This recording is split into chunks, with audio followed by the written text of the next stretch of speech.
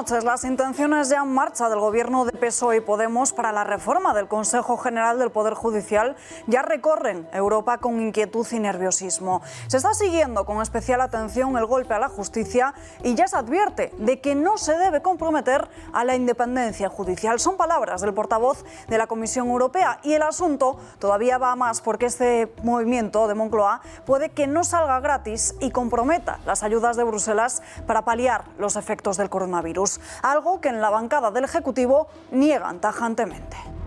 Me parece un disparate que alguna fuerza política pretenda llevar de forma, permítame que lo diga claramente, antipatriótica este elemento a la discusión en Bruselas, porque yo creo que lo que va a producir en definitiva va a ser una tormenta en vaso de agua.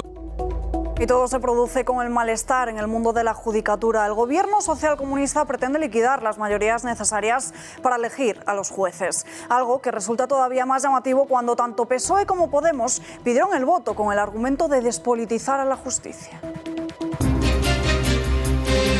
España suma 13.300 nuevos positivos y 140 fallecidos en las últimas 24 horas. El coronavirus avanza en esta segunda ola, mientras que el Gobierno está preparando unos criterios únicos para todo el país. Un plan por el que Madrid quedaría cerrado y sin estado de alarma. Hoy Salvador Illa ha acudido al Congreso a explicar ese decreto.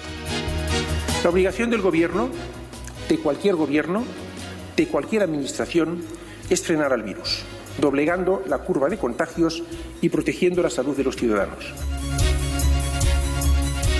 El CIS que dirige el socialista José Félix Tezanos vuelve a situar al Partido Socialista con una amplia ventaja respecto al principal partido de la oposición. Casi 12 puntos de diferencia si hoy en día se produjeran unas elecciones. En este barómetro electoral el PP mantiene su tendencia a la baja, al igual que Vox y Podemos. Solo sube Ciudadanos. Los detalles más escandalosos de este CIS en unos minutos. El Ayuntamiento de Madrid retira la placa de Largo Caballero que se encontraba en la plaza de Chamberí. El Ayuntamiento aprobó a finales de septiembre retirar las calles que recordaban a los ministros socialistas durante la Segunda República, tanto de Largo Caballero como de Indalecio Prieto. Desde la izquierda aseguran que acudirán a los tribunales. Que es un atentado contra la lógica, contra la razón, contra el sentido común, pero también, lógicamente, contra la memoria y la memoria histórica. Facebook y Twitter censuran una noticia sobre la corrupción de Joe Biden. Los gigantes de las redes sociales se han quitado la careta y parecen apoyar al candidato demócrata en las próximas elecciones estadounidenses. Ambas plataformas han censurado un artículo en el que se hablaba de una supuesta trama de corrupción de Biden en Ucrania.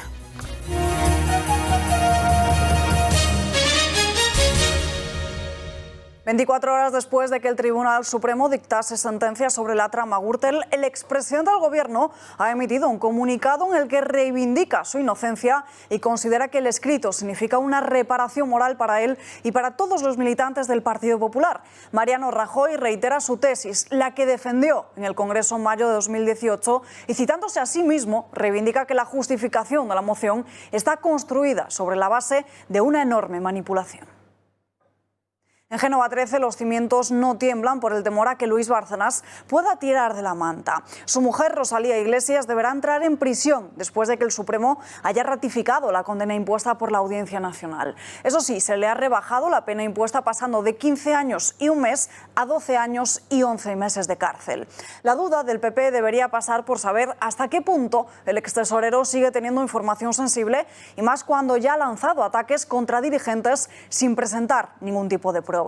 Desde las filas populares parecen no temer que Bárcenas pueda implicar a pesos pesados del PP porque Javier Maroto le ha llamado sinvergüenza y dicen que las preocupaciones en la cúpula del partido son más bien otras.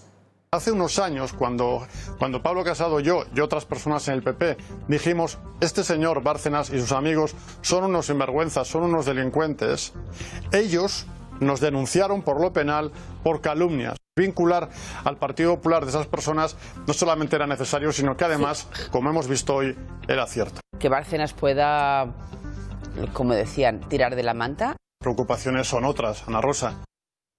Ya se imaginan cómo han reaccionado en Podemos, derivando la responsabilidad a Pablo Casado para así seguir achacando la culpa a la derecha. Dicen que tiene que dar explicaciones y también así piden su cabeza. Hoy Pablo Iglesias ha ido un paso más allá, lanzando sus ataques a los medios de comunicación al asegurar que están al servicio de la derecha. Que a todos os habrá escandalizado como a mí, después de ver lo que dijo el Tribunal Supremo ayer, ver las portadas de los periódicos de derecha. Si hay que defender a la derecha, se le defiende sin razón, aunque no haya ni un mínimo espacio de razón para hacerlo. Lo dice además el vicepresidente segundo del Gobierno, que tiene una relación bastante estrecha con el panfleto de la última hora, que por cierto poco o nada ha publicado sobre el caso Dina. No interesa hablar de los problemas propios y de la sombra de la imputación que se cierne sobre el dirigente morado. Hoy hemos conocido que la Fiscalía Anticorrupción no es partidaria de investigar a Pablo Iglesias. Se ha remitido una nota interna al teniente fiscal, a Luis Navajas, con los argumentos que ha venido defendiendo en el caso Dina y que habría incluido en un informe que Manuel García Castellón no solicitó antes de elevar su exposición razonada. Iglesias ha dicho en más de una ocasión que esto quedará como tantas otras causas, archivadas. ¿Qué opinan ustedes? ¿Se sentará finalmente el vicepresidente segundo en el banquillo de los acusados? Hemos salido a la calle para saber su respuesta. Van a hacer todo lo imposible para salvarle. Luego ya dependerá de cómo actúen los fiscales, aunque parece que Dolores Delgado lo tiene muy clarito. Creo que lo más lógico y justo es que él limita. Con la manipulación que hay, entiendo que le va a librar. Si la justicia va por un lado y la política por otro, yo creo que influirá más la justicia que la política. Ojalá no le pueda salvar. Que yo creo que Sánchez no tiene que salvarle, se va a salvar solito Pablo Iglesias. Yo creo que va a salvar a Iglesias, por supuesto. Posiblemente porque el comunismo es así, tiene todo comprado. Han comprado a la policía, han comprado a los militares y han comprado a los jueces. Así es, la mayoría de los ciudadanos opinan que Iglesias se debería ir antes de que Fiscalía le investigue por el caso Dina. Nuevo capítulo en la cocina de Tezanos en el CIS. El barómetro da una ventaja de casi 12 puntos al Partido Socialista. Pedro Sánchez cosecharía un respaldo del 20,8% en el caso de haber unas elecciones en España hoy mismo. Le seguiría el Partido Popular, que caería en intención de voto con respecto a los últimos comicios. También cae Vox en casi un 3%. José Félix Tezanos también otorga una caída a los morados y a Ciudadanos como gratitud por querer apoyar los presupuestos del Gobierno. Le sube a un 8,8%. Llama bastante la atención que el Partido Socialista suba cuando en el mismo barómetro un 39% no tiene ninguna confianza en el presidente del Gobierno. El líder de las filas socialistas, ya lo están viendo en sus pantallas, un 39% no tiene ninguna confianza, un 28% dice que tiene poca confianza y un 23,6% bastante confianza, y solo un 6% dice que confía mucho en el líder del Partido Socialista. Las últimas semanas no han sido exitosas para el Gobierno y de hecho se ha eliminado la pregunta de la gestión de la pandemia por parte del Ejecutivo. Se incluye la cuestión de a quién prefieren los ciudadanos para luchar contra la pandemia. En Nuevo Revés, el CIS plasma como casi un 70% prefiere que el Gobierno y las autonomías trabajen juntas y no cada una por su lado. Ahí lo están viendo, casi un 70% pide que ambos trabajen juntos coordinados. Más noticias del día. Bruselas sigue con muchísima atención la discutida reforma del Consejo del Poder Judicial que pretende el Gobierno de Pedro Sánchez. Así lo ha asegurado el portavoz de la Comisión Europea, que ha recordado la importancia de que el órgano no se perciba como algo vulnerable a la politización. El portavoz comunitario ha afirmado que las reformas de los sistemas judiciales en los Estados miembros deben hacerse siempre en consulta con todas las partes relevantes y siguiendo los propios estándares de la Unión Europea. Moncloa usa esta argucia legal para renovar a los vocales judiciales y también como discurso de ataque al Partido Popular.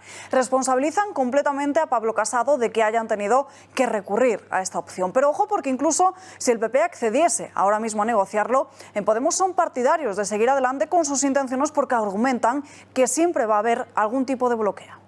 Esto es insostenible, esto causa un desprestigio enorme a la justicia. Esto deteriora, por voluntad del Partido Popular, el prestigio de las instituciones, y esto no se puede permitir en una democracia sana. Cuanto menos curiosa la postura que mantiene Podemos, que vuelve a contradecirse a sí mismo. Lo hemos visto con el caso Dina y ahora lo comprobamos con la renovación del Consejo General del Poder Judicial. Su programa electoral para las elecciones del 28 de abril tienen un punto dedicado a esta cuestión. Nos tenemos que ir hasta el apartado 145 para leer que hay que reformar el Consejo General del Poder Judicial para reforzar su independencia a través de un sistema de elección directa por la ciudadanía. Decían que había que aumentar la pluralidad y la transparencia de la elección de 12 vocalías de procedencia judicial. Podemos estaría traicionando el programa con el que el propio Pablo Iglesias pidió el voto en la campaña electoral. Los varones socialistas también están saliendo a valorar los movimientos de PSOE y Podemos. El último de ellos es Guillermo Fernández Vara, que ha reconocido que le hubiese gustado que fuese de otro modo. El presidente extremeño esgrime el mismo motivo y el mismo discurso que la cúpula socialista, pero asegurando que esto tampoco les convence a ellos. Hubiera preferido, lo digo sinceramente, que no hubiera sido necesaria. Pero cuando no hay otra manera de conseguir una mayoría en este país para algo tan básico como es renovar las instituciones de la Constitución, pues hay que optar por soluciones que estoy seguro que no le gustarían a los que la han planteado. Nos hubiera gustado mucho más respetar el espíritu de la Constitución. A Dolores Delgado se le ha preguntado por esta reforma que plantean PSOE y Podemos para reducir las mayorías para que las Cortes renueven al órgano judicial. La fiscal general del Estado ha pedido que se escuche a jueces, fiscales y también abogados. La justicia y el servicio público, que es la justicia, es de todos. Y yo creo que es muy bueno escuchar, oír, llegar a soluciones a partir de ese consenso, ese acuerdo. Todas las asociaciones de jueces están en alerta por esa reforma express del Consejo General del Poder Judicial. El propio órgano se siente vapuleado y considera que el Ejecutivo está tratando de tomar el control de los jueces. Así lo publica el diario ABC. El medio también señala que el Consejo estaría calibrando una respuesta institucional. Entre las opciones que se barajan está la de denunciar un atropello en Europa.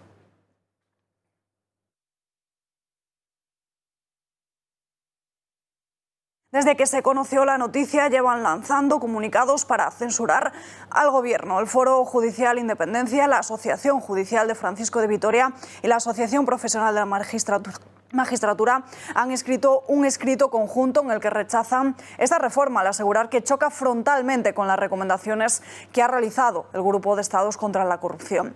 Añade que ahonda en la politización del órgano de gobierno de los jueces y se aleja de los estándares de la independencia. Tampoco ha gustado en el Colegio Oficial de Abogados de Madrid. Se elude el informe del Consejo General del Poder Judicial y del Consejo de Estado, que me parecen importantísimos a la hora de oír. Entonces yo creo que el sistema de proposición de ley está previsto más bien para propuestas de la oposición, no propuestas de los partidos que están en el gobierno. Parece que esta reforma express de la justicia no va a salir gratis, todo lo contrario, podría provocar el recorte de los fondos europeos. Tal y como publica Rebelión en la Granja, la Comisión, el Parlamento, el Mundo de Bruselas recibieron con estupor y consternación la noticia del asalto de Pedro Sánchez al Poder Judicial. Además de perderse la reputación del país en Europa, los 140.000 millones de euros en ayudas podrían ponerse en riesgo.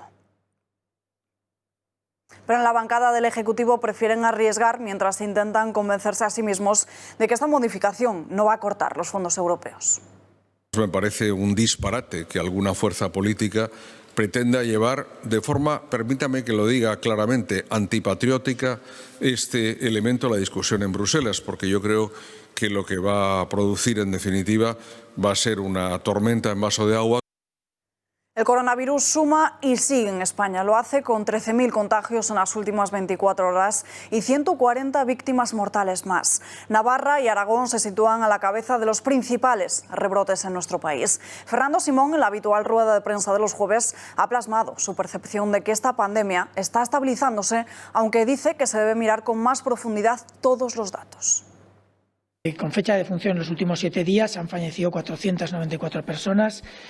Esto es uno de los datos, junto con el de ingresos en UCIs, que saben que tardan más en observarse el impacto porque llevan varios días de decalaje. Una cosa es el inicio de síntomas y el diagnóstico y otra cosa es la evolución de la enfermedad. Por lo tanto, sí estamos en esa fase que comentaba de una posible estabilización. Lo iremos viendo en los próximos días en ingresos en UCIs y en las defunciones. El movimiento del Ejecutivo no llega en el mejor momento. España sigue dando la batalla con esta segunda ola. El presidente del Gobierno, Pedro Sánchez, ha pedido un consenso sobre las medidas que hay a la hora de viajar y en las cuarentenas. Exige el socialista que todos los países de la eurozona sigan con el mismo criterio.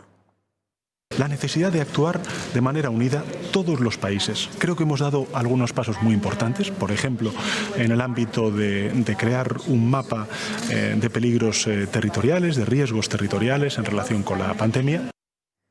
Y el criterio único llegará a España en las próximas semanas. El Ministerio de Sanidad está perfilando los últimos flecos sueltos de una guía a la hora de imponer restricciones. Es decir, que en función del riesgo, los criterios sean homogéneos para todos los territorios y se tomarían unas u otras medidas.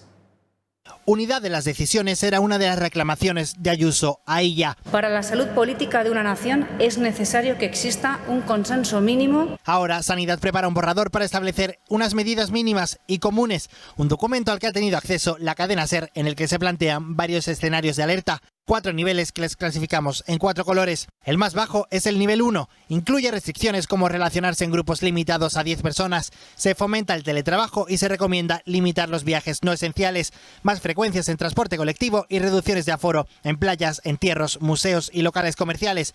La prioridad, reforzar el rastreo, habilitar hoteles para cuarentenas y la atención médica, además de asegurar capacidades mínimas asistenciales. Mismas medidas que en el nivel 1, en el 2, pero las reuniones se limitan a 6 personas. Se reducen aún más los aforos en locales y hostelería al 50%. Si es imprescindible acudir a trabajar, hay que hacerlo en turnos escalonados y en las residencias se limitan las salidas y visitas. El nivel 3 se sitúa en el riesgo alto. Se limitarían los contactos sociales y las reuniones se mantienen en 6 personas como máximo. Se valoraría la limitación de entradas y salidas. Reducción de aforos en velatorios y entierros, máximo 10 personas. También en lugares de culto y transporte público al 30%. Incluye aviones y trenes. Comercios al 25%. Salas de bingo y apuestas no podrán abrir. En el 2 se limitaban, pero en el 3 se suspenden las salidas de las residencias. Cancelada también la actividad en centros de día, el acceso a playas solo para pasear o hacer deporte y se reforzarán un 30% las capacidades de la salud pública. El más alto, el 4, riesgo extremo, se aplica con más de 250 casos por cada 100.000 habitantes, 15% de PCRs positivas u ocupación de camas en hospitales superior al 20 o al 25 en UCIs. Afectaría a Madrid, Navarra o Aragón, puntos con riesgo extremo por el alto número de contagios. Se limita la movilidad de personas, además de aplicar cierres perimetrales. Se promueve el transporte en bicicleta o caminando y los servicios esenciales siempre permanecerán abiertos. Posibles medidas de sanidad para clasificar a los territorios, aunque de momento siguen siendo un borrador. 8 meses después de que la pandemia tocase España, Sanidad está elaborando ese semáforo que dejaría a Madrid cerrado sin la necesidad de declarar el estado de alarma. Hoy Salvador Illa ha acudido al Congreso a explicar por qué se decretó en la Comunidad madrileña a pesar de la oposición del Gobierno regional. El ministro de Sanidad ha defendido que las cifras siguen siendo preocupantes. La obligación del Gobierno, de cualquier administración, es frenar al virus, doblegando la curva de contagios y protegiendo la salud de los ciudadanos, los que viven en un mismo territorio y los que viven en territorios vecinos. Ante esta situación, era muy importante que el nivel de contagio alto de Madrid no se extendiera por el resto de España. Del lado de Ciudadanos y del Partido Popular han pedido en la Cámara Baja que se levante cuanto antes el estado de alarma. Han vuelto a poner de manifiesto que el Gobierno no está actuando a favor de los intereses de los ciudadanos, sino más bien en base a criterios partidistas. Con los datos que la Comunidad de Madrid diariamente le aporta, le exigimos que levante inmediatamente el estado de alarma en Madrid. Trabaje junto a las comunidades autónomas como la de Madrid, como predica pero no aplica. Y después, váyase. Ustedes, al contrario, lo que han hecho ha sido utilizar las medidas sanitarias como un arma política. Ustedes nos han convertido a los madrileños en rehenes. Ustedes han actuado por criterios puramente políticos, han colaborado en el caos para luego querer aparecer como salvadores. Don Salvador, El más duro en la tribuna de oradores ha sido Juan Luis Exteman. El portavoz de Sanidad de Vox no solo le ha explicado a Salvador Illa cómo debe guardarse correctamente la mascarilla, sino que ha hecho un repaso por todos y cada uno de los errores que ha cometido el Gobierno durante la pandemia. Señor ministro, mire, así se guarda la mascarilla. Se mete en un sobre, se envuelve en un papel y no como usted ha hecho. ¿Qué enseñanzas podemos recibir de este Gobierno si lo primero que hace el ministro es no saber usar correctamente la mascarilla? Acaba de amenazar usted no con un estado de alarma a Madrid, acaba de usted amenazar con un estado de alarma para toda la nación. Eso es lo que acaba de hacer usted. Estamos aquí para discutir el tratamiento preferido del señor ministro del Gobierno socialista y comunista, que es la de encerrarnos a los españoles para que no salgamos. Otro de los repasos brutales ha sido el de Ana Oramas. La diputada de Coalición Canaria ha mostrado su enfado y su indignación al Ejecutivo por su gestión en los aeropuertos. Ella misma ha vivido en primera persona ese caos. Pues yo llevo 4 viajes, nadie me ha pedido por qué salía de Madrid, ni me ha preguntado, ni por qué entraba en Madrid. Te hacen guardar cola de 2 metros para entrar en el avión vamos petados, como dije el otro día, y voy en el avión durante 2 horas y media con la gente que saca el bocata, lo pone arriba, sin mascarilla. El coronavirus también ha sido el tema que ha centrado el Pleno de la Asamblea de Madrid. La presidenta Isabel Díaz Ayuso ha acusado al Ejecutivo de cerrar a punta de pistola Madrid sin tener en cuenta criterios sanitarios. La dirigente autonómica ha defendido además con datos su propia gestión. Hemos multiplicado por 10 nuestra capacidad diagnóstica y, de hecho, somos ahora mismo la comunidad autónoma que más pruebas realiza. Esta semana, de hecho, hemos realizado 138.000, de las cuales 80.000 eran PCRs y 58.000 test de antígenos. Por tanto, la política que estamos realizando está funcionando, diagnosticando a tiempo y, sobre todo, evitando confinamientos masivos. Tremenda bronca de Rocío Monasterio en la Cámara Regional. La portavoz de Vox ha dejado claro que lo que quería Isabel Díaz Ayuso era ser intervenida. Para ello se ha servido del hecho de que no hayan querido tomar decisiones y que ni siquiera se haya presentado un recurso de inconstitucionalidad contra el estado de alarma declarado en la comunidad. Porque empiezo a sospechar que ustedes querían ser intervenidos. Ustedes querían ser intervenidos porque lo que no querían eran tomar decisiones. ¿Y por qué no querían tomar decisiones? No querían tomar decisiones porque estaban ustedes en un caos organizativo. Lo más polémico de la mañana ha sido el gesto de una diputada de Más Madrid. Mónica García ha simulado con la mano haber dirigido varios disparos al consejero madrileño de Hacienda, a Javier Fernández Lasqueti, durante la sesión semanal de control al Gobierno autonómico. La diputada del partido de Íñigo Errejón se ha defendido en las redes sociales diciendo que estaba señalando a un partido condenado por el Supremo y que lo menos importante era el gesto. En Cataluña se retrasa el cierre de bares y restaurantes porque se ha demorado la autorización del Tribunal Superior de Justicia catalán. No entrarán en vigor mañana, tal y como se había anunciado desde el Govern, para cortar la cadena de contagios en esta segunda ola. Esto no va a ocurrir en Madrid, es lo que ha asegurado Begoña Villacís. La vicealcaldesa ha confirmado que el cierre de la hostelería no es algo que esté encima de la mesa. No nos estamos planteando ningún cierre de la hostelería. Y yo creo que en la misma Cataluña, en Barcelona, ha habido críticas. Quiero recordar que el teniente alcalde Jaume Collboni ha criticado la medida por desproporcionada, porque sabe que si eso se permite, que es así, su sector se va a ver gravemente afectado. Salamanca se confina a partir del sábado. La incidencia en las últimas 2 semanas ya supera el margen de 500 casos por cada 100.000 habitantes, allí cumpliendo de esta forma con las 3 condiciones que se han fijado en el Consejo Interterritorial del Sistema Nacional de Salud para aplicar las medidas restrictivas de movilidad y limitación del aforo. La ciudad va a sufrir más limitaciones en aforos sociales y culturales durante 14 días. La ciudad de Salamanca comienza un periodo de restricción, de limitación de actividades y limitación de movilidad, y limitación de aforo. La noche del viernes al sábado es cuando se pondrán en marcha estas limitaciones. No hay que bajar la guardia, es el mensaje que han enviado un día más desde la Organización Mundial de la Salud. Son rotundos y muy claros. Si se relajan las medidas, seguiremos lamentando fallecidos por la COVID. So what is ahead?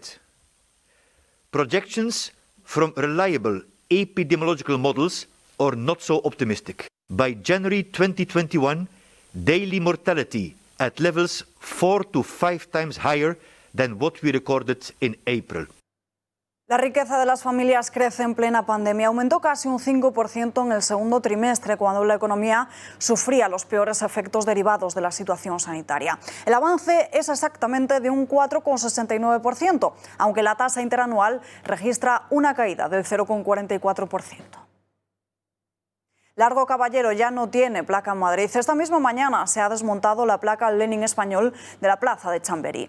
La izquierda ha salido a criticar esta decisión, que se apoya en un acuerdo sobre memoria histórica del Pleno Municipal, votado a favor por la mayoría de Partido Popular, Vox y Ciudadanos. El PSOE y Más Madrid asegura que van a recurrir en los tribunales de justicia.